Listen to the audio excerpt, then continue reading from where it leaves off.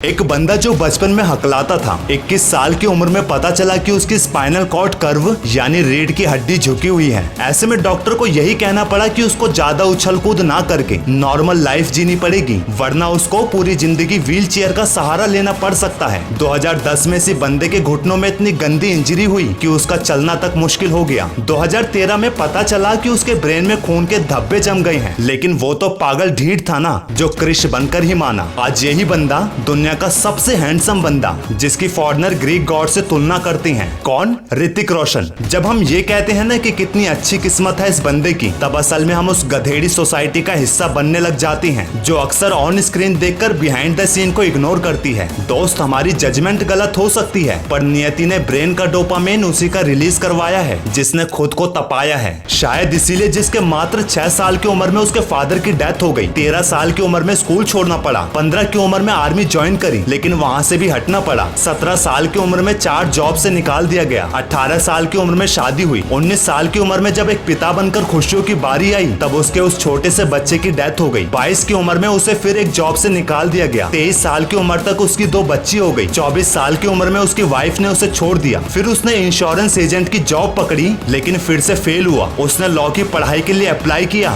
बदले में रिजेक्शन मिला। आगे चलकर वो कुक बना और एक छोटे से कैफे में खाना साफ करने का काम करने लगा। फिर 65 साल की उम्र में उसने वहाँ से रिटायरमेंट ले लिया। 66 साल की उम्र में उस बंदे ने सुसाइड करने का सोचा, पर जैसे ही वो सुसाइड नोट लिखने के लिए पेड़ के नीचे बैठा, उसे याद आया कि वो कुकिंग में और अच्छा कर सकता है। उसने पैसे जोड़े और कुकिंग में लग गया। अब देखो ना, वही 65 साल का बुढ़ऊ ऐसा कमाल कर गया कि आज तुम्हारे शहर में भी उसके KFC के नाम का रेस्टोरेंट होगा। ये जिद्दी बुढ़ऊ कोई और नहीं बल्कि KFC का फाउंडर कर्नल हरलैंड है, जिसने बूढ़ा होने पर पेंशन की लाइन में लगने से अच्छा कुछ बड़ा बवाल करने की सोची। जिन लोगों को 2-3 फेलियर मिलने के बाद ये लगने लगता है ना कि यार मैंने तो बहुत मेहनत की थी फिर भी कामयाबी नहीं मिल रही, असल में वो या तो मेहनत के बारे में ठीक से जानते नहीं है या फिर उन्होंने दुनिया नहीं देखी। वरना वो लड़की जिसका मात्र 9 साल की उम्र में रेप हुआ, 14 साल की उम्र में प्रेग्नेंट हुई, जिसको न्यूज टीवी से अनफिट होने की वजह से निकाल दिया गया, पर उसी ओपरा विंड्रे ने अपना ऐसा टॉक शो निकाला जिसने उसे दुनिया की मोस्ट इन्फ्लुएंशियल वुमेन का टाइटल दिलवाया। याद रखना दोस्त, मेहनत सिर्फ पेन से कागजों को भरने में नहीं होती, मेहनत पंक्चर लगाने में भी होती है, मेहनत लोगों से बात करके उनका इंटरव्यू लेने में भी होती है, मेहनत तो उस हर जगह होती है जहाँ क्रिएटिविटी डाली जाती है, और जहाँ क्रिएटिविटी नहीं होती वहाँ मेहनत के नाम पर बस कंफर्ट रहता है। अरे यही कारण है कि एक लेबर ही रह जाता है। मैंने अपने करियर में 9000 गोल मिस किए, मैं 300 मैच हारा, 26 बार मेरी टीम ने मुझ पर भरोसा किया कि मैं वो मैच जिता दूंगा, लेकिन हमारी टीम हारी। मुझे हाई स्कूल में बास्केटबॉल टीम में सेलेक्ट नहीं किया गया, फिर मैं घर गया और फूट कर रोने लगा, और मुझे वजह मिलती रही पहले से ज्यादा खुद को घिसने की। यही वजह बनी मेरे बास्केटबॉल में लेजेंड बनने की। ये मेरा नहीं